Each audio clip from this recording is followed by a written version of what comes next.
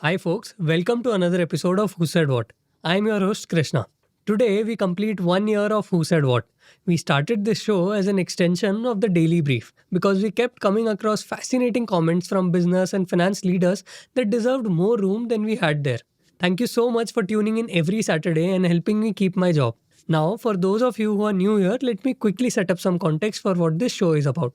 See, the idea is that I'll pick the most interesting and juiciest comments from business leaders, fund managers, and the likes and contextualize things around them.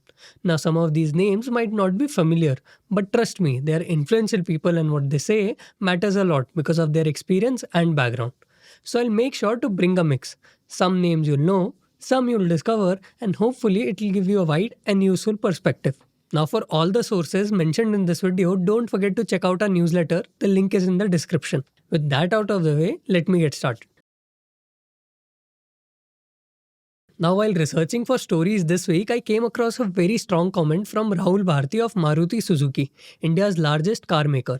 Here's what he said. The risk is that if the targets become unscientific and unjust, then just to meet CAFE-3 regulation, a small car which produces a very low absolute carbon dioxide will have to be discontinued. Now, for a company that more or less built the Indian small car market to say out loud that a new policy might force it to kill small cars is a very big deal. Now, the obvious question is, why would he say this? Let me give you context on what CAFE norms are. See, whenever a petrol or diesel engine runs, it burns fuel and produces carbon dioxide. You can improve the engine, you can make the car lighter, you can tweak the gearbox, but as long as you're burning fuel, CO2 comes out of the exhaust. Now a small hatchback burns less per kilometer than an SUV, but both burn something. An electric car is the only one with zero carbon dioxide at the tailpipe because there's no combustion happening in the car at all. Now CAFE stands for Corporate Average Fuel Efficiency. It doesn't look at one car, it looks at all the new car a company sells in a year and calculates the average carbon dioxide emissions across the entire fleet. Now some cars will be gas guzzlers, others will be efficient. What matters is where the company lands overall. So if a car maker sells a bunch of big SUVs that spew out a lot of carbon dioxide, they need to balance that out by selling enough smaller, cleaner cars or EVs to bring their average down. Now the government sets a target. If a company's average comes in above that, they pay a penalty on every car they sold that year. India has already done 2 rounds of this. CAFE-1 came in around 2017 to 18, CAFE-2 from 2022. Now CAFE-3 is what's coming next, covering roughly FY28 to FY32. Now the draft rules make life harder for car makers in a few ways. First, the CO2 target itself is getting stricter. Companies will have to hit a lower number than before. Second, the way emissions are measured is changing. The new test cycle is closer to how people actually drive, which usually makes the numbers look worse on paper. And third, and this is the tricky bit, the government is changing how it hands out bonus points. Right now, certain technologies like CNG or mild hybrids get extra credit in the formula. That helps bring a company's average down even if the cars aren't that much cleaner. The new rules could string those bonuses. Now that's where Maruti's worry comes from. Rahul Bharti's first complaint is about how little help small cars are getting. In the September 2025 draft, the government offered a small relief for petrol cars that are light, have small engines and are small in size. If a car ticks all those boxes, it gets 3 grams per kilometer knocked off its CO2 number in the CAFE calculation. Now his point is that this is nothing. 3 grams is a rounding error. He says in Europe, small cars get an 18-gram relaxation, which is 6 times more. So if the overall CAFE-3 target is set really tight, that tiny 3-gram bonus won't be anywhere near enough to keep small cars alive in the math. Now why does this land so hard for Maruti in particular? Because nobody in India sells more sub 909 kilo cars than they do. For decades, Maruti has made its money selling exactly these light, fairly simple petrol hatchbacks.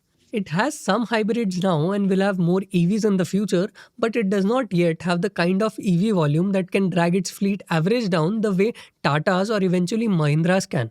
Now, with all this context, when Rahul Bharti talks about unscientific and unjust targets and the risk of discounting a small car that already produces a very low absolute carbon dioxide, what he is really saying is if you set the average too low and you don't give small cars much recognition, the math will eventually make these cars impossible to keep in the portfolio without paying big fines. And here's where things get interesting because the rest of the industry doesn't agree with Maruti at all. Tata Motors and Mahindra are against this idea of giving extra relief to very small petrol cars. They don't want the CAFE-3 rules loosened in the way Maruti wants. If anything, they want the electric vehicle part of the rule to stay strong. Tata today is the country's largest electric vehicle maker. Cars like the Nexon EV, Tiago EV, Tigor EV, and Punch EV make up a meaningful share of its sales. In the CAFE formula, those EVs behave almost like anchors. Each one has a CO2 value of 0, which means every electric car pulls the company's overall average down sharply. So Tata's concern is completely different from Maruti's.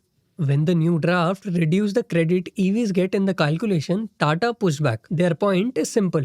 We've invested heavily in electric and EVs should continue to get strong treatment inside CAFE. Mahindra's logic also runs counter to Maruti's, but for a different reason. Most of Mahindra's volume today comes from large SUVs, Scorpio, XUV 700 Thar, which naturally carry higher CO2 numbers.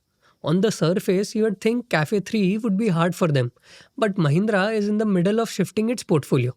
On their recent con call, the CEO spoke about EV momentum. He pointed out that Mahindra's current EV penetration, which is around 8%, has come within just 5 to 6 months of launching only 2 EV models, and that a much larger set of EVs is coming over the next couple of years.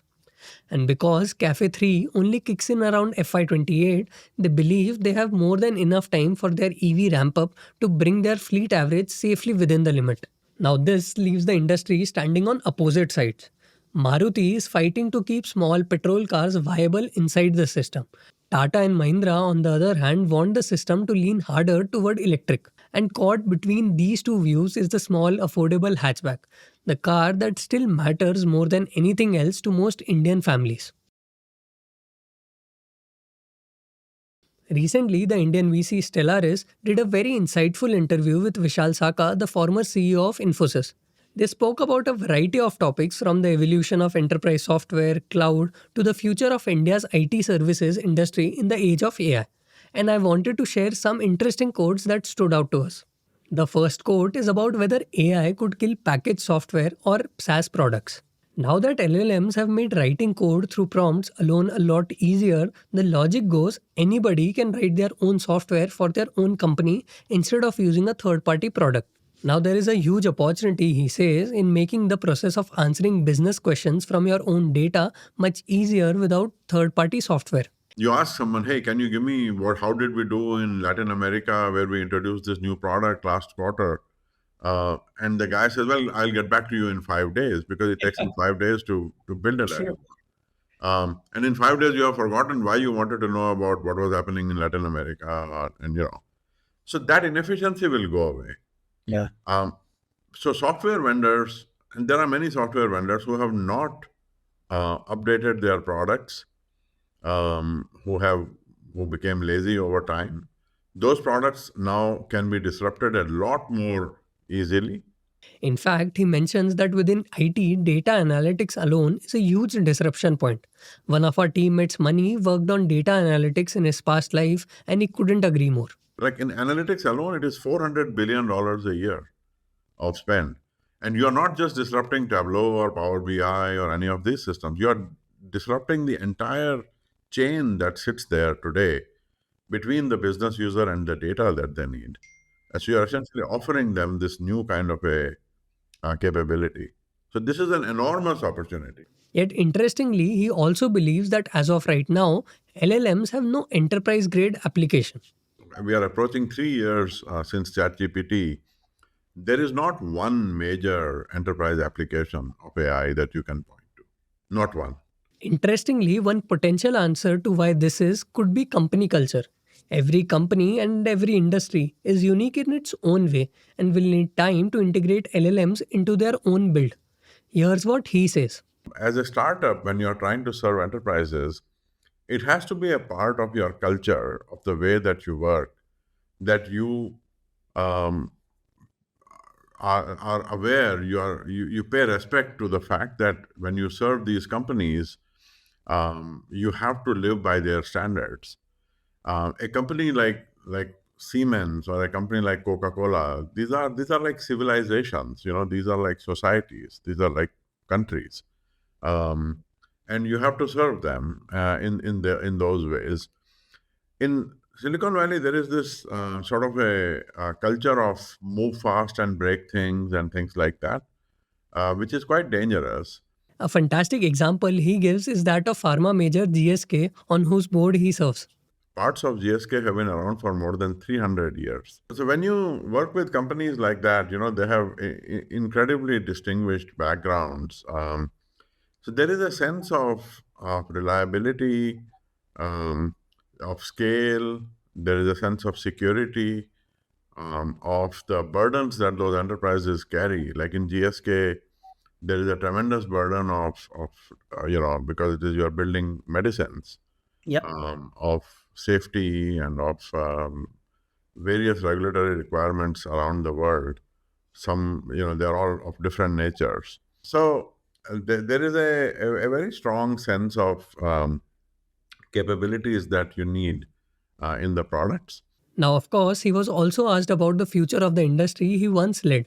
In fact, in his time at Infosys from 2014 to 17, he was already working with OpenAI in some capacity.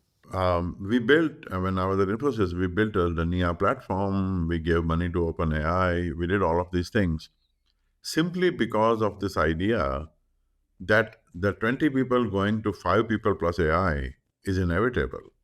Um, if the AI is yours, then you get to keep that whole package and say, I am going to deliver the entire thing. Instead of 20 people, I'm going to deliver it with 5 people plus AI. And now he's already spotting some early signs of the deflationary effect of AI on Indian IT. Margins are significantly lower already than when I was running Infosys. Like Cognizant is around 14% margin. In my last quarter, we were 24 and a half or something like that. So the margin erosion is happening, and you see this disruption. So you can draw this as like a curve, and it's basically, can you manage the growth in the new thing faster than the decline in the old thing? And whoever manages that will survive, will still be here 5 years from now. Now, with this interview, we get a sense of not just the threats that AI possesses to existing incumbents, but also opportunities for new Indian entrepreneurs. To a degree, we are seeing many of these effects in the quarterly results too. We highly recommend watching the whole interview if you have the time. That's it for this episode. See you in the next one. Hi, start.